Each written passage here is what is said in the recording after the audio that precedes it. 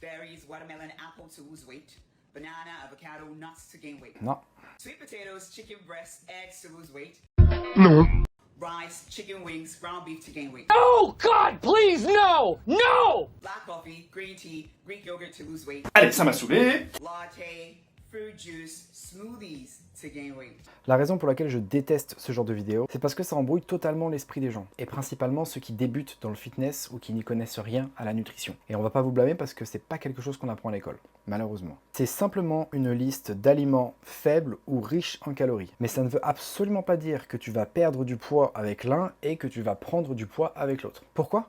Parce que ça met totalement un principe fondamental de côté, celui de la balance énergétique. C'est ça qu'il faut regarder si tu veux perdre du poids ou prendre du poids. Si tu manges moins de calories que ce que tu brûles sur ta journée, tu vas perdre du poids. Au contraire, si tu manges plus de calories que ce que tu brûles sur ta journée, tu vas prendre du poids. Certes, il y a des aliments avec une densité calorique beaucoup plus importante, ce qui rend le surplus calorique plus facile. Mais tu peux quand même manger un peu de ces aliments tout en perdant du poids. Et ça, je le vois tous les jours, que ce soit avec mes élèves ou même pour moi. Quand on veut perdre du poids, on ne s'interdit rien. On continue de manger ce qu'on a envie, ce qui nous fait plaisir, juste on comprend comment les choses fonctionnent. Il y a très peu de temps, j'ai perdu 4 kilos en un mois et pourtant je mangeais une glace tous les jours. Donc oui, la glace est un aliment assez riche en calories, c'est pas très nutritif, mais ça n'empêche que j'ai pu perdre du gras. Parce que tout revient à ce principe de balance énergétique. Donc au lieu de suivre ce genre de conseils bidons, le mieux que tu puisses faire, c'est de traquer tes calories. Ça va te permettre de voir combien de calories tu consommes par jour. Et te permettre de voir comment ton corps et ton poids réagissent avec l'alimentation que tu as actuellement. Si tu ne perds pas de poids,